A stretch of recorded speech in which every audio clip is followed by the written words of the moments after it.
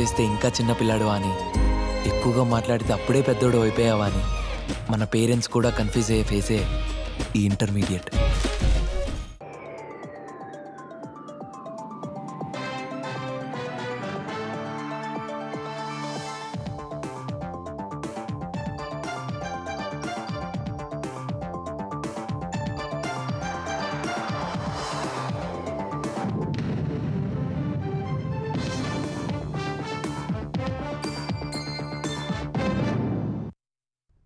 నమస్కారం, ETV news కి స్వాగతం. ముందుగా ముఖ్యాంశాలు. ఏపీ మద్యం కేసులో YCP MP Mithun Reddy arrest. దాదాపు 7 గంటలు ప్రశ్నించిన తర్వాత అదుపులోకి తీసుకున్న సెట్.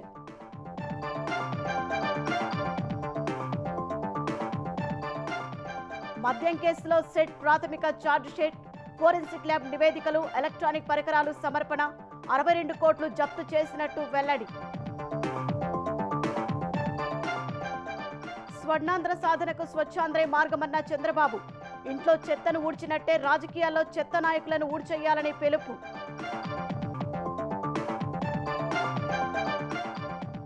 వచ్చే డిసెంబర్ నాటికి కాజీపేట కోచ్ ఫ్యాక్టరీ పనులు పూర్తి. 2026లో ఉత్పత్తి ప్రారంభిస్తామని ప్రకటించిన రైల్వే మంత్రి Ashwini Vaishnav.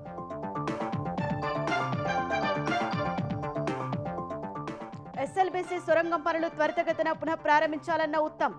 Drilling and blasting విధానంలో ముందుకెళ్లాలని ఆదేశాలు.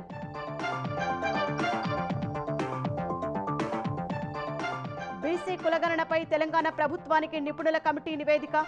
సామాజిక న్యాయాన్ని సాధించేందుకు ఉపకరిస్తుందన్న రేవంత్.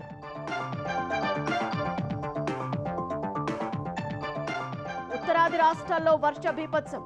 యూపీలో వరదల బారిన పడి 18 మంది మృతి. రాజస్థాన్లో లోతట్టు ప్రాంతాల్లో నీట మునిగిన ఇళ్లు. బ్రిక్స్ దేశాలకు మరోసారి ట్రంప్ హెచ్చరిక. డాలర్ను బలహీనపరచాలని చూస్తే ఊరుకోబోనని స్పష్టీకరణ. అదనపు సుంకాలు తప్పవని వెల్లడి.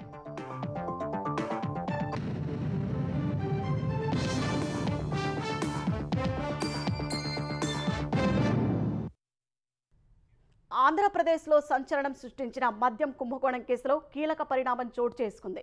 లిక్కర్ స్కామ్ కేసులో 4వ నిందితుడు మాస్టర్ మైండ్ గా వ్యవహరించిన YCP MP Mithun Reddy arrest అయ్యారు. ఇవాళ విచారణకు ఆయన హాజరు కాగా సిట్ అధికారులు సుమారు 7 గంటల పాటు సుదీర్ఘంగా ప్రశ్నించారు. కాసేపటి క్రితమే ఆయనకు నోటీసులు ఇచ్చి అరెస్ట్ చేశారు. మిథున్ రెడ్డి అరెస్టు సమాచారాన్ని ఆయన కుటుంబ సభ్యులకు సిట్ అధికారులు చేరవేశారు. వైసీపీ పాలనలో మద్యం అమ్మకాల్లో 3,500 కోట్ల కుంభకోణం జరిగింది. ఈ స్కామ్లో A4గా ఉన్న మిథున్ రెడ్డి మాస్టర్ మైండ్ అని సెట్ భావిస్తోంది. లిక్కర్ స్కామ్లో మిథున్ రెడ్డి పాత్రపై ప్రధాన అభియోగాలు ఉన్నాయి. మద్యం పాలసీ నిర్ణయించే సమావేశాల్లో మిథున్ రెడ్డి పాల్గొన్నట్లు సెట్ గుర్తించింది. వేరే కంపెనీ నుంచి మిథున్ రెడ్డికి సంబంధించిన కంపెనీకి 5 కోట్లు తరలించినట్లు అధికారులు తేల్చారు. మద్యం ముడుపుల్లో అంతిమ లబ్ధిదారు బిగ్ బాస్ ఎవరనే విషయం కూడా మిథున్ రెడ్డికి తెలుసని సిట్ వర్గాలు చెబుతున్నాయి. ఏపీలో మద్యం ఆర్డర్లు సరఫరా వ్యవస్థ గతంలో ఆన్లైన్ పద్ధతి ద్వారా పారదర్శకంగా ఉండేదని, వైసీపీ హయాంలో దాన్ని మాన్యువల్ విధానంలోకి తీసుకురావడంలో ఆ పార్టీ ఎంపీ మిథున్ రెడ్డి కీలక పాత్ర పోషించారు. తద్వారా లావాదేవీలను తన నియంత్రణలోకి తీసుకుని ముడుపులు అందిన కంపెనీలకే మద్యం సరఫరా అనుమతులిచ్చారు. లిక్కర్ స్కామ్తో ఖజానాకు 3,500 కోట్ల రూపాయల నష్టం జరిగింది. ఆ సొమ్మును మళ్లించడంలో మిథున్ రెడ్డి కీలక పాత్ర పోషించినట్లు సెట్ గుర్తించింది. ఈ కుంభకోణానికి వ్యూహరచన దగ్గర నుంచి అమలు చేయడం వరకు మిథున్ రెడ్డి మాస్టర్ మైండ్గా వ్యవహరించారని సాక్షులు వాంగ్మూలం ఇవ్వడంతో పాటు అందుకు ఆధారాలు లభించాయని సెట్ వెల్లడించింది. ముడుపుల రూపేణా డికాట్ లాజిస్టిక్స్ A16 నుంచి ఆయన కుటుంబానికి చెందిన PLR ప్రాజెక్ట్స్ సంస్థ ఖాతాలోకి 5 కోట్లు చేరాయని, ఎంపీ పదవిని దుర్వినియోగం చేస్తూ బెదిరింపులకు పాల్పడి మద్యం ఉత్పత్తి సంస్థలను బలవంతంగా స్వాధీనం చేసుకున్నట్లు సెట్ గుర్తించింది. మద్యం కుంభకోణంలో స్పష్టమైన ఆధారాలున్నా తప్పించుకునేందుకు మిథున్ రెడ్డి చేయని ప్రయత్నాలు లేవు. పదే న్యాయస్థానాలను ఆశ్రయిస్తూ కేసు నుంచి బయటపడాలని చూశారు. కానీ కోర్టుల్లోని మిథున్ రెడ్డికి భంగపాటు తప్పలేదు. ఆరోపణల విషయంలో సమగ్ర విచారణ జరిపేందుకు మిథున్ రెడ్డిని అదుపులోకి తీసుకుని విచారించాల్సిన అవసరం ఉందని అభిప్రాయపడిన హైకోర్టు ఆయన బెయిల్ పిటిషన్ను కొట్టేస్తూ తీర్పు ఇచ్చింది.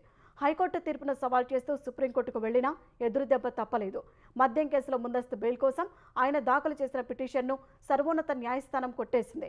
లొంగిపోయేందుకు కనీసం వారం సమయం ఇవ్వాలన్న విజ్ఞప్తిని తోసిపుచ్చారు. హైకోర్టు సుప్రీంకోర్టులోని చుక్కెదరవడంతో మిథున్ రెడ్డిని పోలీసులు అరెస్టు చేశారు.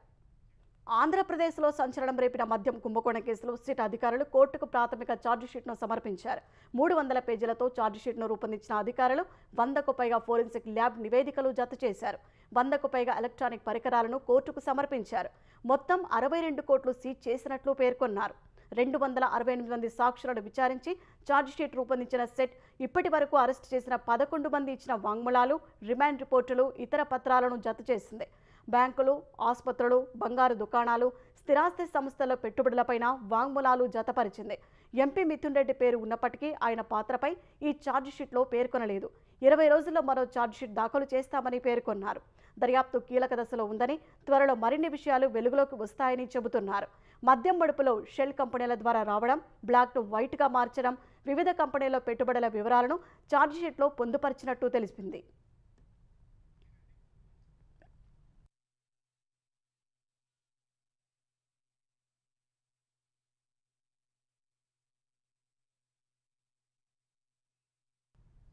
ఏపీని స్వర్ణాంధ్రగా మారాలంటే స్వచ్ఛాంధ్రప్రదేశ్గా మార్చాలని సీఎం చంద్రబాబు పిలుపునిచ్చారు. తిరుపతిలో పర్యటించిన ముఖ్యమంత్రి స్వర్ణాంధ్ర స్వచ్ఛాంధ్ర కార్యక్రమంలో పాల్గొన్నారు.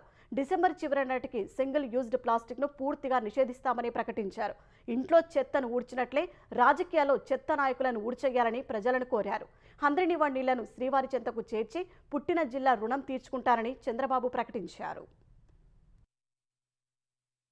తిరుపతిలో పర్యటించిన ముఖ్యమంత్రి చంద్రబాబు తొలుత రేణుగుంట మండలం తూకివాకంలో ఏర్పాటు చేసిన వేస్ట్ మేనేజ్మెంట్ ప్రాజెక్టును సందర్శించారు. ట్రీట్ చేసిన నీటి సద్వినియోగం, కూరగాయల వ్యర్థాలతో ఎరువుల తయారీ వంటి అంశాలపై అక్కడి అధికారులను అడిగి వివరాలు తెలుసుకున్నారు. వ్యర్థాల నిర్వహణలో దేశానికి రోల్ మోడల్ గా ఆంధ్రప్రదేశ్ను నిలబెట్టాలని ఆదేశించారు. అనంతరం కపిల తీర్థానికి వెళ్లిన ముఖ్యమంత్రి చంద్రబాబు కపిలేశ్వర స్వామిని దర్శించుకున్నారు. తర్వాత పోలీస్ పరేడ్ మైదానానికి చేరుకొని స్వర్ణాంధ్ర స్వచ్ఛాంధ్ర ప్రజా వేదికలో పాల్గొన్నారు. భవిష్యత్తు బాగుండాలంటే అందరూ స్వచ్ఛత పాటించాలని చంద్రబాబు కోరారు. జాతీయ స్థాయిలో ఏపీకి 5 స్వచ్ఛ సర్వేక్షణ్ అవార్డులు వచ్చాయని గుర్తు చేసిన చంద్రబాబు ప్లాస్టిక్ వాడకం తగ్గించి క్లాత్ బ్యాగ్ వెండింగ్ యంత్రాలు అందుబాటులోకి తెస్తున్నామన్నారు. ఈ నెలలో ప్లాస్టిక్ కాలుష్యాన్ని నిర్మూలించాలి. మనకు క్యాన్సర్ రావడానికి కారణం ఈ ప్లాస్టిక్ అని చెప్పి నేను మీకు తెలియజేస్తున్నా. 120 మైక్రాన్ కన్నా తక్కువ ఉన్న ప్లాస్టిక్ బ్యాగ్స్ కానీ, వాడి వదిలే కప్పులు కానీ, ప్లేట్లు కానీ అన్నీ కూడా నిలిపేద్దాం. ఈ రాష్ట్రాన్ని స్వర్ణాంధ్రప్రదేశ్గా తయారు చేయాలంటే ముందు స్వచ్ఛ ఆంధ్రప్రదేశ్ని సాధించే బాధ్యత మనందరిపైన ఉంది. అమెరికా సిలికాన్ వ్యాలీ తరహాలో క్వాంటం వ్యాలీకి అమరావతి చిరునామాగా మారుతుందని సీఎం విశ్వాసం వ్యక్తం చేశారు. మామిడి రైతులకు టన్నుకు 12,000 ఇచ్చినా రాజకీయం చేశారంటూ చంద్రబాబు ఆగ్రహం వ్యక్తం చేశారు. ఇంట్లో చెత్తను ఊడ్చినట్లు నేర చరిత్ర గల నేతలను ఊడ్చేయాలని ప్రజలకు సూచించారు.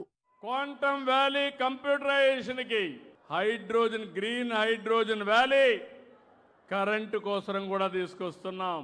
రాజకీయాలు పూర్తిగా కలుషితం అయిపోయినాయి. నేర చరిత్ర కలిగిన వాళ్ళు రాజకీయాల్లోకి వచ్చారు. మొత్తం ప్రజల ఆస్తుల్ని కబ్జా చేసే పరిస్థితికి వచ్చారు. మీ ఇంట్లో చెత్త ఏ విధంగా అయితే క్లీన్ చేస్తున్నారో రాజకీయాల్లో ఈ మలినాన్ని కూడా శుభ్రం చేసే బాధ్యత మీ అందరిపైన ఉందని చెప్పి మరొకసారి విజ్ఞప్తి చేస్తున్నా. తిరుపతిని విద్య, ఆధ్యాత్మిక కేంద్రంగా, నాలెడ్జ్ ఎకనామీ హబ్ గా, ఆదర్శ నగరంగా తీర్చిదిద్దుతానని చంద్రబాబు హామీ ఇచ్చారు. మల్లెమడుగు ప్రాజెక్టు రావాలి, బాలాజీ రిజర్వాయర్ రావాలి. మంగళంపేట దగ్గర నుంచి భీమవరం దగ్గర ఒక చెరువు ఉంది, మూలపేట చెరువు ఒకటి ఉంది. ఆ చెరువుకు నీళ్లు తీసుకొచ్చి కళ్యాణ్ డ్యాముకు తీసుకొచ్చి తిరుపతి వెంకటేశ్వర స్వామి పాద చెంతాలకి తిరుపతికి నీళ్లు అందరి నీవా వస్తుందని మీ అందరికీ విజ్ఞప్తి చేస్తున్నా. సోమశిల, స్వర్ణముఖి లింక్ కెనాల్ తీసుకొచ్చి ఆ నీళ్లు కూడా బాలాజీ రిజర్వాయర్ గలపతా. ఇక్కడి నుంచి అరణ్యారు ప్రాజెక్టుగా నీళ్లు వెళ్తాయి. మధ్యలో వేణుగోపాల్ సాగర్ వస్తుంది, ఇంకొక రిజర్వాయర్ వస్తుంది. ఇవన్నీ పూర్తి చేసి నేను పుట్టిన ఈ జిల్లాకి నా రుణం తీర్చుకుంటానని మరొకసారి మీ అందరికీ విజ్ఞప్తి చేస్తున్నా. హామీలన్నీ నెరవేర్చుతున్నట్లు ప్రకటించిన చంద్రబాబు తాజా పెట్టుబడుల ద్వారా 9 లక్షల మందికి ఉద్యోగ అవకాశాలు వస్తాయన్నారు. నిరుద్యోగులకు భృతి ఇస్తామని స్పష్టం చేశారు. ఆంధ్రప్రదేశ్లోని ప్రతి నగరం డిజిటల్ గ్రోత్ ఇంజన్లుగా ఎదగాలని ఐటీ ఎలక్ట్రానిక్స్ శాఖల మంత్రి నారా లోకేష్ ఆకాంక్షించారు. కృష్ణా జిల్లా గన్నవరం మేధా హైటెక్ సిటీలో ఎక్లాట్ హెల్త్ సొల్యూషన్స్ కార్యాలయాన్ని మంత్రి లోకేష్ ప్రారంభించారు. ప్రారంభ దశలోనే ఎక్లాట్ సంస్థ 300 ఉద్యోగాలు కల్పించడంపై హర్షం వ్యక్తం చేశారు. ఏపీకి అనేక కంపెనీలు వస్తున్నాయంటే సీఎం చంద్రబాబు బ్రాండే కారణమని స్పష్టం చేశారు. ఇప్పటికే 10 లక్షల ఉద్యోగాల కల్పనకు ఎంఓయూలు కుదుర్చుకున్నామని వెల్లడించారు. మహిళలను అవమానించేలా ఉన్న తెలుగు పదాలు ఎట్టి పరిస్థితుల్లో ఉపయోగించవద్దని సూచించారు. తెలుగు భాషలో చాలా మాటలు మాట్లాడతారు, మహిళల్ని కించపరిచే విధంగా మాట్లాడతారు. ఆ పద్యాలకి ఫుల్ స్టాప్ పెట్టాలని నేను బలంగా నమ్ముతున్నాను. ఆ మార్పు మొదలవ్వాలంటే మన ఇంట్లోపల నుంచే మొదలవ్వాలి, మన ఇంటి నుంచి మొదలవ్వాలి. కొన్ని ఉదాహరణలు, గాజులు తొడుక్కునేవా, చీర కట్టుకునేవా, అమ్మాయిలాగా ఏడవద్దు, అమ్మాయిలాగా ప్రవర్తించి, ఈ మాటలు ఎప్పుడైనా నాకు బాధ కలుగుతుంది. దీనికి ఫుల్ స్టాప్ పెట్టాల్సిన బాధ్యత ఇక్కడున్న మహిళలందరిపైన ఉంది. మార్పు మన ఇంట్లో మొదలవుతుంది. ఇంట్లో ఎవరైనా ఈ పదాలు వాడితే గట్టిగా చెప్పండి, ఈ పదాలు వాడద్దు, మా అన్న లోకేష్ అన్న గట్టిగా చెప్పారని మీరు చెప్పాల్సిన బాధ్యత. ఆంధ్రప్రదేశ్లో పెట్టుబడులు పెట్టేందుకు మహీంద్రా గ్రూప్ ఆసక్తి కనబరిచింది. ఏపీలో మహీంద్రా తయారీ కేంద్రం ఏర్పాటు పరిశీలించాలని మంత్రి లోకేష్ చేసిన పోస్టుకు మహీంద్రా గ్రూప్ చైర్పర్సన్ ఆనంద్ మహీంద్రా స్పందించారు. ఆంధ్రప్రదేశ్లో అనేక అవకాశాలు ఉన్నాయని ఆనంద్ మహీంద్రా పేర్కొన్నారు. ఆంధ్రప్రదేశ్ ప్రయాణంలో భాగస్వామి కానున్నందుకు గర్వంగా ఉందన్నారు. తమ బృందాలు ఇప్పటికే సౌరశక్తి, సూక్ష్మ నీటిపారుదల, పర్యాటకం వంటి రంగాలలో పెట్టుబడులకు చర్చలు జరుపుతున్నట్లు వివరించారు. మన ప్రయాణం ఇప్పుడే ప్రారంభమైందన్న ఆయన ముందు ఏమి ఉందో చూద్దామన్నారు.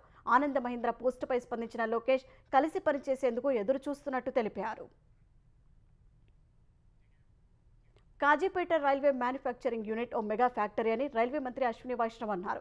ఇక్కడ 2026లో ఉత్పత్తి ప్రారంభించనున్నట్లు తెలిపారు.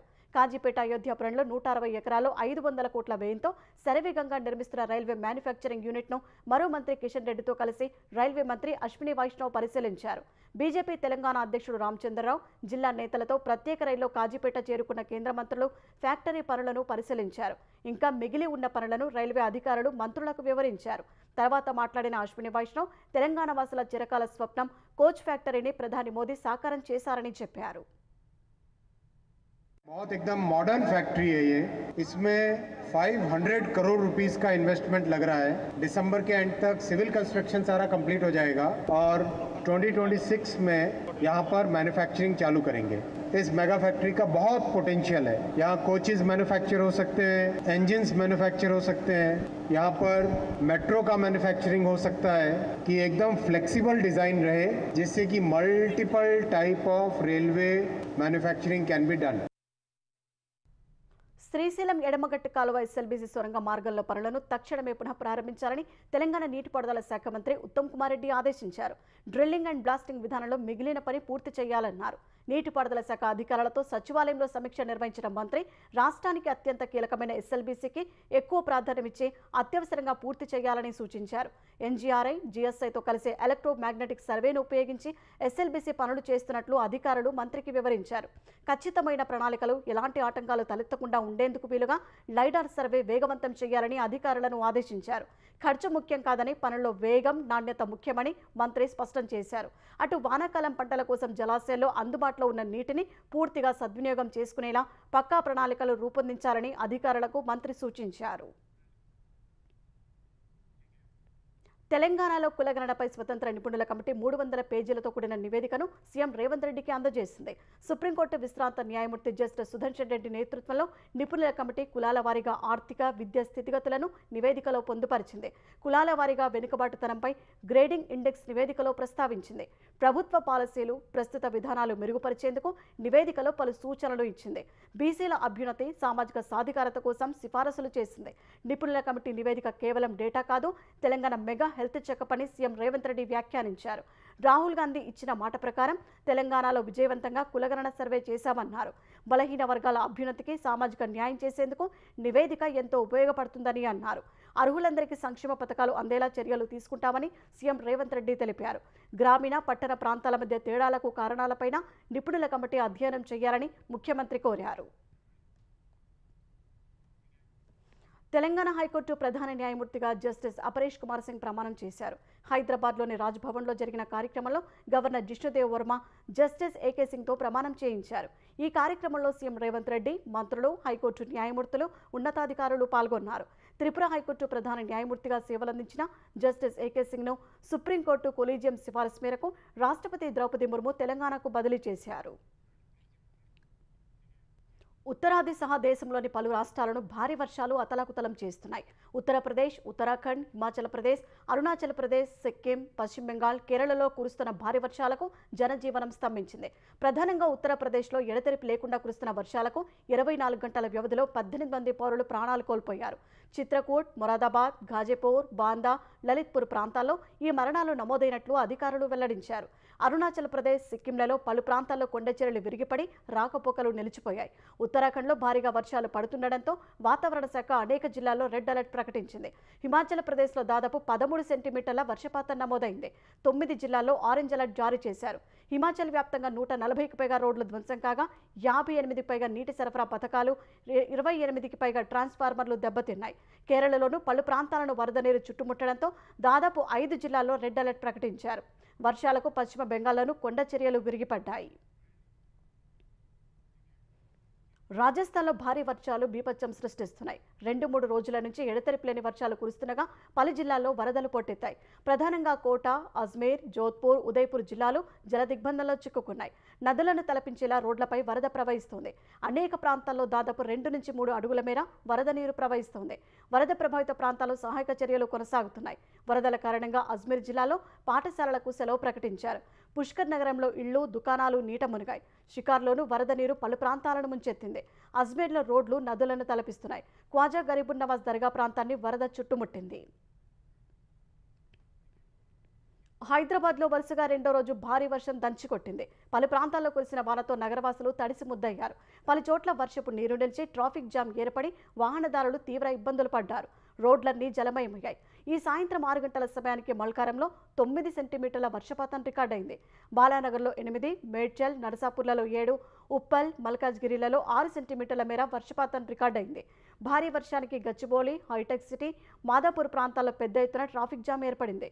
సికింద్రాబాద్లో నాలా నుంచి పైగా కాలనీలోకి వరద నీరు ముంచుకొచ్చింది. కాలనీలోకి వరద నీరు రాకుండా ఇసుక బస్తాలు వేసి అడ్డుకట్ట వేశారు. ముందు జాగ్రత్తగా రెస్క్యూ సిబ్బంది పలువురిని సురక్షిత ప్రాంతాలకు తరలించారు. 2034 వరకు పాలమూరు బిడ్డే సీఎం అంటూ ముఖ్యమంత్రి రేవంత్ రెడ్డి చేసిన వ్యాఖ్యలపై మునుగోడు ఎమ్మెల్యే కోమటిరెడ్డి రాజగోపాల్ రెడ్డి అభ్యంతరం వ్యక్తం చేశారు. సీఎం వ్యాఖ్యలు కాంగ్రెస్ పార్టీ విధానాలకు వ్యతిరేకంగా ఉన్నాయంటూ ఎక్స్లో పోస్ట్ చేశారు. రాబోయే 10 ఏళ్లు తానే ముఖ్యమంత్రిగా ఉంటారని రేవంత్ ప్రకటించుకోవడం కాంగ్రెస్ విధానాలకు విరుద్ధమన్నారు. జాతీయ పార్టీ అయిన కాంగ్రెస్లో అధిష్టానం ఆదేశాల మేరకు ప్రజాస్వామ్యబద్ధంగా ముఖ్యమంత్రి ఎన్నిక ఉంటుందని రాజగోపాల్ రెడ్డి పేర్కొన్నారు.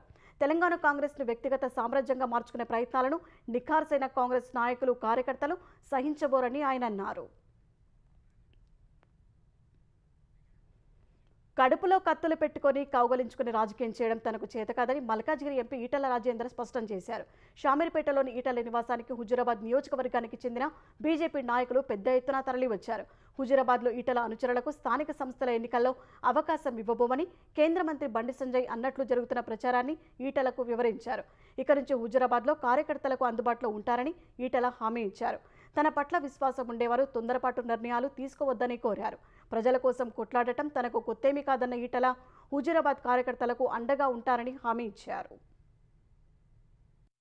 శత్రువుతో కొట్లాడతాం, కానీ కడుపుల కత్తులు పెట్టుకొని కావలించుకునే సంస్కృతి మా రక్తం లేదు. మీరు ఎవడెవడు సోషల్ మీడియాలో పెడుతున్నారో, ఏమేమి రెచ్చగొడుతున్నారో, ఏమేమి చేస్తున్నారో మొత్తం పైకి పంపించే ప్రయత్నం చేస్తా.